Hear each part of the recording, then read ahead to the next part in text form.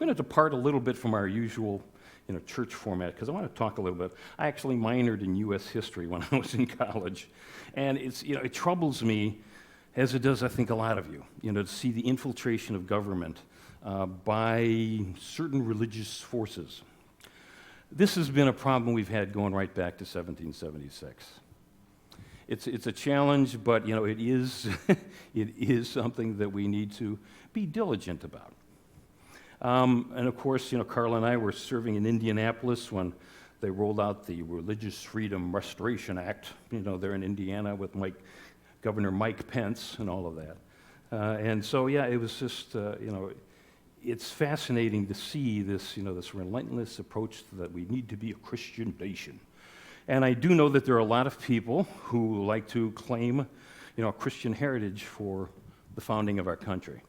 There's a fellow named David Barton who's been traveling around for a lot of the last 30 years, claiming to be an expert in constitutional law.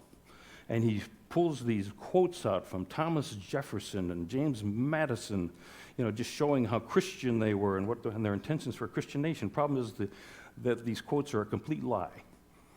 Jefferson and Madison did not say these things. In fact, most of the I shouldn't say most of the founders, about half of the founders were deists. They believed, kind of like unity does, that the God presence is within us, and that we all have the opportunity to have our divine guidance from God, the revelation from God. So we've gone through a lot of challenging times in our life, or I should say in the life of the United States. We started, of course, with the Revolutionary War, and then the War of 1812 when Napoleon got stirred up, and then, of course, the Civil War, Great Depression, several world wars. We've made them through all of them. So even as challenging as things look at times and feel at times, it's okay. We're going to get through this. We just need to occasionally get centered when we're hearing some things that displease us from day to day. Now, we've learned in high school that the Pilgrims were fleeing religious persecution. Actually, the Pilgrims had been trying to impose their religious beliefs from government posts, and so that they basically got chased out of the country, and that's why they came here, to see if they could just establish their own little fiefdom here. But in a lot of these European countries, they had an official religion, and the church officials called the shots. And so this is what people were dealing with in the 1770s of we just don't like doing it the old European way. And then, of course, England was having its challenges financially, so they started imposing a series of taxes here in the colonies, and that led to the signing of the Declaration of Independence. Some of you have heard about the Spanish Catholic Inquisition. The Inquisition was still going on in Europe in the 1770s and the 1780s. When it came time for the founders of the country to establish the laws that we live by, they were aware of the scope of religious abuse in all of these various countries. They were also aware of how many times wars broke out because people had a disagreement about what God was and what God's intention was. But when it came time to draft the Constitution, the consensus was to set up roadblocks to any abuse of power in our country, and that included the abuse by religious zealots. Psychologists tell us that when somebody is abused, they tend to repeat similar abuse on the next generation, unless that person makes a conscious decision to confront the trauma from that abuse and heal themselves. Unfortunately, though, here in the colonies and in the new states, people started repeating the same flaws. They would start establishing a state religion. There was a state religion for Massachusetts, a state religion from Pennsylvania and New York. And so all of this was going on in the 1770s and in the 1780s. And, if you did not adhere, they basically, you were either harassed or maybe even evicted. And then, of course, some of them went to the extent of even torture, the Salem witch trials in Massachusetts. That's one of the astounding juxtapositions when you look at the last 243 years. Massachusetts was the most conservative of the colonies, and Virginia was the most liberal, and now you look at the situation these days where it's just kind of switched. But our founders decided to take steps to reverse that trend.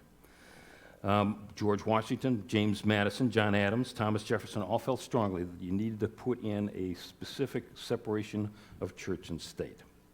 In the year after the Declaration of Independence was signed, Thomas Jefferson, in his home state of Virginia, proposed a new law meant to comprehend within the mantle of its protection the Jew, the Gentile, the Christian, the Muslim, the Hindu, and the infidel of every denomination, unquote. So even in the 1780s, when there were very few Jews, Hindus, Thomas Jefferson would say, hey, lay off. All of these people deserve protection. And all these people deserve the opportunity to express their faith as they want to express their faith. It's often overlooked, though, that 1 year after the Declaration of Independence, our founding document was the Articles of Confederation. They took effect in 1781 and remained until they were supplanted by the Constitution in 1788. The document was critical because it established us as a country, but the problems with the Articles of Confederation is they didn't work. Each of the 13 colonies, the 13 original states, had sovereignty. And so even though they had established the predecessor of the Congress really didn't have much power. And so these 13 states were all kind of operating on their own, and some people took advantage, some other countries took advantage of that and pitted states against each other until after just a few years, it was the realization that, hey, we need to come back, get together, and sort this out. And so that's what they did. And the reason I'm telling you all of this is that a lot of people will cite these quotes of the founding fathers wanting to have sovereignty for the states and states' rights. Well, that maybe had been true in 1776, but they were a lot wiser in 1787. They started realizing, well, no, wait a minute. If we're going to make this work, we need to work together.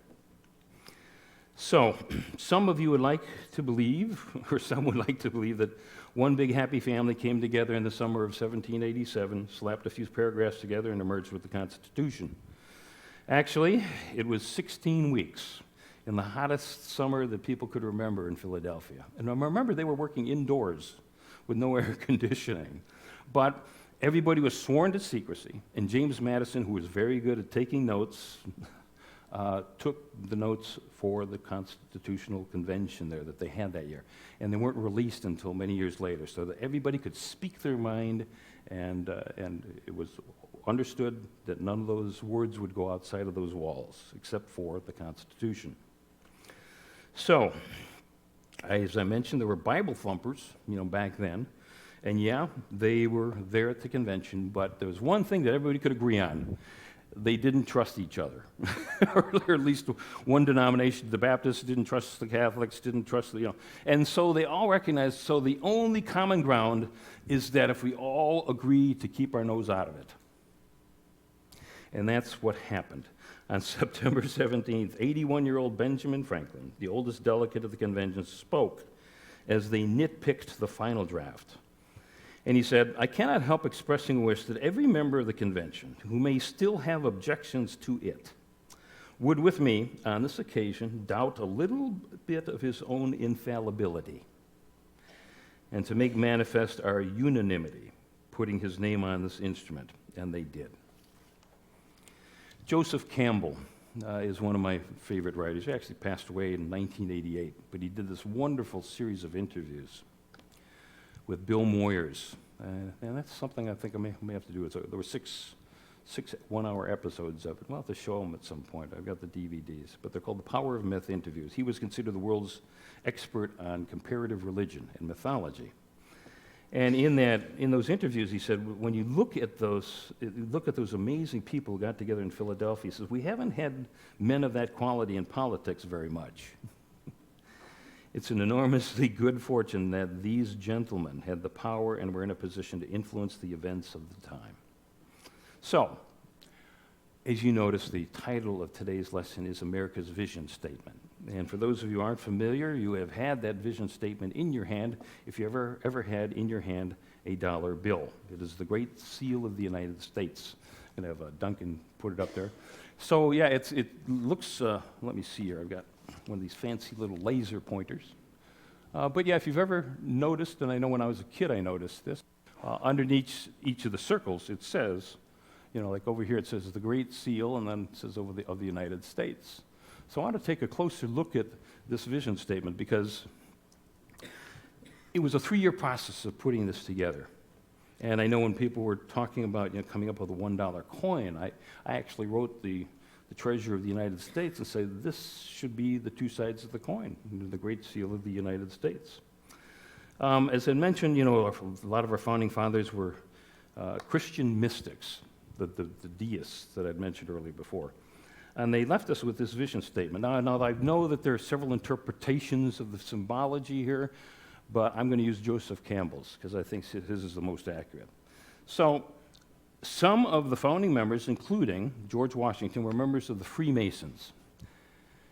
The Masons in the Illuminati are kind of interesting because, well, frankly, there have been some Masonic lodges that the FBI have discovered were infiltrated by satanic ritualists.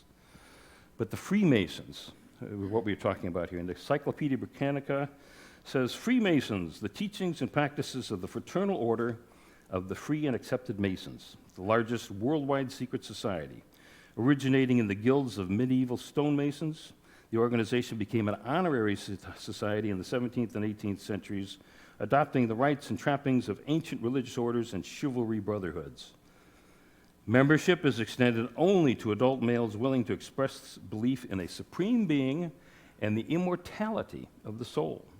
Freemasonry has also given rise to social organizations such as the ancient Arabic Order of the Noble Mystic Shrine, better known as the Shriners, and then, of course, the Organization of the Eastern Star, so that women, could learn these things and become a part of an organization. So George Washington was a Freemason, and actually the inaugural parade that first president of the United States was a Masonic parade. Well, let's take a closer look here, like I said, at the thing. So over here, as you notice, the pyramid. A pyramid has 4 sides, and when you're at the ground level, the most you can see at once is 2 sides of the pyramid. There's always the other side, kind of like in arguments and in conversations. But as you go to the top of the pyramid, then suddenly you can see all 4 sides. But you'll notice this pyramid isn't quite finished yet. It's uncapped. And what the founding fathers, the symbolism was that, hey, we're a work in progress. We're not finished yet as a new nation, the United States. But when you do go to the top, the eye of God opens. And this symbol here, the symbol of Mr. Christianity is, a triangle with a dot in the middle, in this place, the eye of God. Now, let's see here. We were the first nation that was established on reason rather than warfare, and so they really wanted to emphasize the fact that we were a country of reason. And of course, we have 13 colonies. Now, Joseph Campbell said the word reason doesn't mean merely thinking things through. He said, by reason, I mean finding the ground of being and the fundamental structuring of the order of the universe. So we got 13 colonies. Now, I don't know about you, but when I was a kid, I learned that 13 was unlucky. Actually, 13 is the number of transformation. It may feel unlucky at the time. It may feel unpleasant, but it is a transformation. We've got the 12 signs of the zodiac, but then the 13th, the sun goes through them. We have the 12 apostles, and Jesus enters their life as the 13th. So they really played up the number 13 over and over in the seal. There are actually 13 levels to the pyramid. And on the bottom, you see that in Roman numerals is the year, 1776. Now, numerologists add the number 1, 7, 7, and 6, and they come up with 21. And in numerology, 21 is the age of reason. Here again, amplifying that fact that we are a nation made of reason rather than anything else. Behind the desert, you see it's desert. Nothing's growing. But over here, things are beginning to grow. And that's the symbolism of extracting ourselves from the constant wars of Europe and then seeing new growth of the new nation. Now, the Latin words above it, annuit septis, means God has smiled on our accomplishments. And then below it, novus order seclorum is a new order of the world. And I don't know if you remember when the father, George Bush, was doing his convention speech. He talked about a new world order. I don't know if he was thinking of the same thing as these guys were, but there's novus ordo seclorum. So let's take a look at the other side. Duncan, if you put that up. This one is just kind of okay, so you've got the eagle. Eagle dominates the right circle. Eagle is symbolic of the highest Greek god, Zeus. This, however, is the American species of the eagle with the white head. It's not wearing any crown. And when you look at the seals of many of the European countries and the monarchies, they were always wearing a crown. So here in the United States, the eagle didn't have a crown on. But it was connected with God. Ancient man noticed that eagles could fly higher than any other bird. And of course, now we know that they can actually fly above the clouds, above a storm. They can rise above a storm. Sound familiar? So, the eagle also is active in both the heavens and on earth. So, there was that symbolism of the eagle bringing that divinity to earth. You'll notice that the eagle does have 9 tail feathers. And that's another numerology thing, the descent of the divine into the physical world, the number 9. So, standing before the eagle is a shield, but the eagle's not holding it. It just stands there alone, which means that we're a country that's standing alone now. We're not depending upon Europe or any other country. And, of course, you got the 13 stripes coming down here, but then there's a bar across the top, which is Congress. Congress unites the 13 colonies. And these 13 colonies are willing to give up their claim to sovereignty so that we can finally work together. And in the beak, e pluribus unum, which means from many one, or from many people, one nation. The eagle is holding in its talons arrows and an olive branch. Olive branch, of course, signifying peace. The eagle is facing peace. However, it has arrows to defend itself, and it has arrows to do what is necessary to once again restore peace in its country and around the world. Above the eagle, you have the stars in constellation, and you'll notice that you've got 2 overlapping triangles, which a lot of people consider the Star of David. But also remember I showed you before the mystical Christianity sign with a triangle with a dot in the middle. Well, each of these triangles has an extra dot in the middle for the 13 colonies. So again, another one of these symbolisms of the 2 overlapping triangles.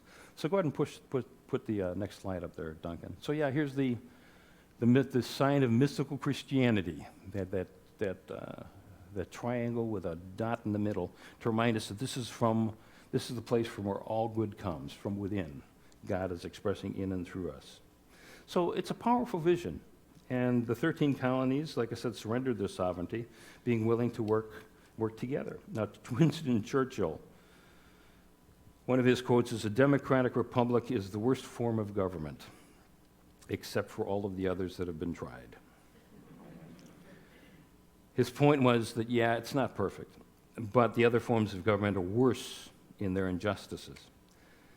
In George Washington's farewell address, he emphasized that we had finally extracted ourselves from the chaos of Europe, and he cautioned America to avoid foreign alliances. And we did a pretty good job for over 100 years, but then in 1917, we joined World War I on the side of the British Federation. We became part of the British Empire once again. And oddly, at the end of World War I, our country's leaders decided to opt out of what they were going to do with all of these conquered lands, including the fact that the Ottoman Empire had fallen apart, based in Istanbul. And after that, the British Empire was assigned all of the lands between Egypt and Iran. And they went in there and drew lines for countries that they thought would just be reasonable. The problem was they really didn't fully understand the differences between the tribes that were nomadic in that region. And it's just fascinating that so many of the problems we've had over the last 100 years have come from the decision there after World War I. So there is a major difference between the separation of God and state and the separation of church and state. I believe that the separation of God and state is impossible. God is everywhere, and we're all divinely guided if we open our minds to it. God is, of course, all-powerful and all-knowing. But I do see the requirement of having a separation of church and state and how powerful that was in the founding of our country. So I believe that we must continue to repel any attempts to breach that wall. Our video this week is a 3-minute story from Steve Hartman of the CBS Evening News.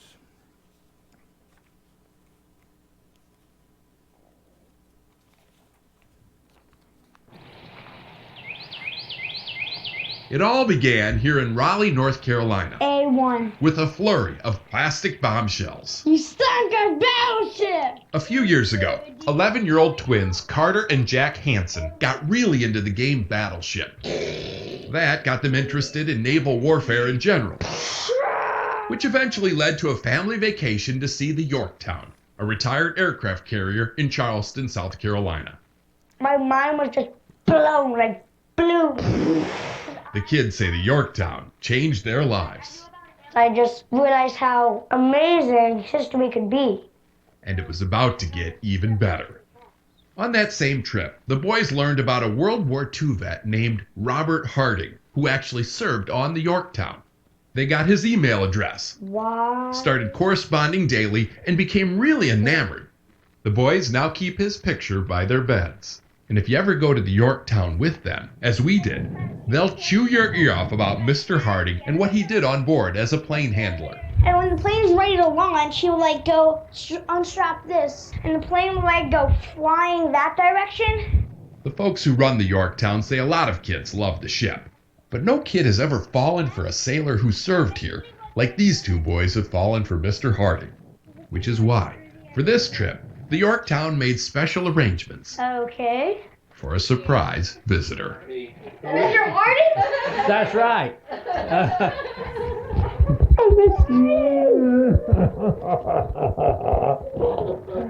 Hugging an old salt never felt so sweet. Oh, you're a good boy. It was hard to tell who enjoyed it more, or who needed it more. Japanese plane. I guess I need somebody to talk to about it. It's surprising the way it works out. Since we first told this story in April, Mr. Harding. Mr. Harding and the boys have stayed in touch, and last month got together again at the Yorktown, Long time no see. this time for an entire weekend. So is this where we're sleeping? Yeah. The boys got to spend the night on the ship, Oh, man. and even better, Hey, guys. they got to attend a reunion full of sailors who served on the Yorktown. Sailors who gave Jack and Carter certificates, naming them honorary members of the Yorktown crew. This is going in my room. I don't even know what to say. This was just awesome.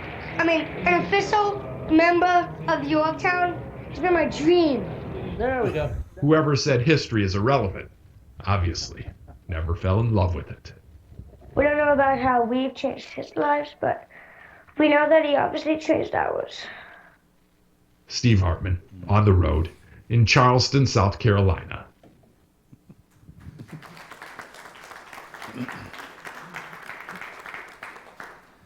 From the Bible, Gospel of Mark, 3rd chapter, 24th verse. If a kingdom is divided against itself, that kingdom cannot stand. And if a house is divided against itself, the house will not be able to stand. And from the 133rd Psalm, behold, how good and pleasant it is when brothers and sisters dwell in unity. May you always be open to God's guidance and grace. Let's prepare for meditation.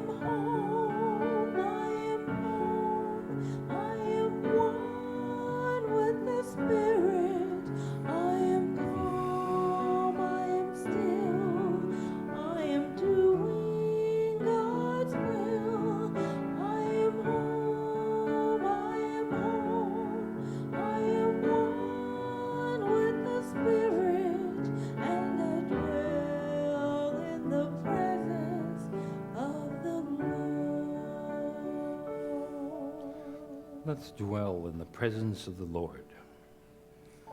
Close your eyes, be still. Go within. Relax your body and draw your focus from your head down to your heart. And from your heart to the very center of your torso, the gateway of Chi, the divine energy radiating outward, touching every cell of our bodies. Allow any thoughts of separation between ourselves and God to just melt away. We are open and receptive to God's living spirit of truth. And in unity, we begin all of our meditation and prayer times by praying for others. So bring to mind any prayer requests you have at this moment. And let's include the written prayer requests placed in the prayer box by the front door, and any other prayer requests received at Unity of Tampa this week.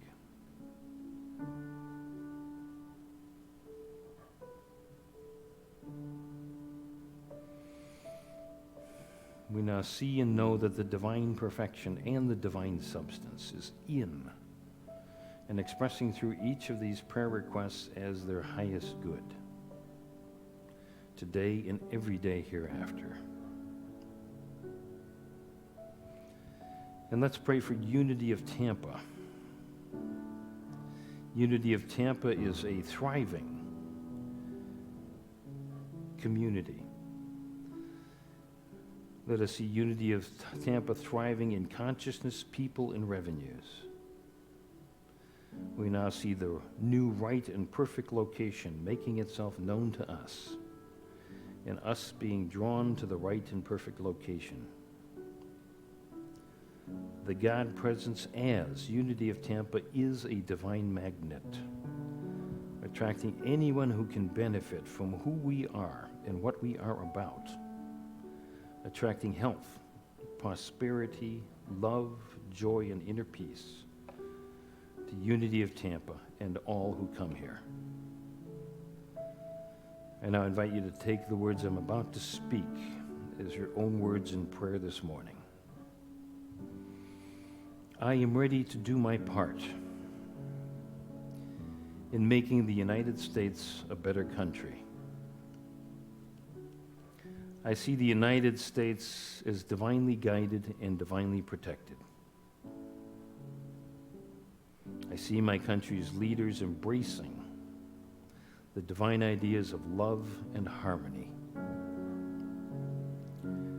And as I prepare for 8 minutes of silence, I embrace and express the divine idea of harmony.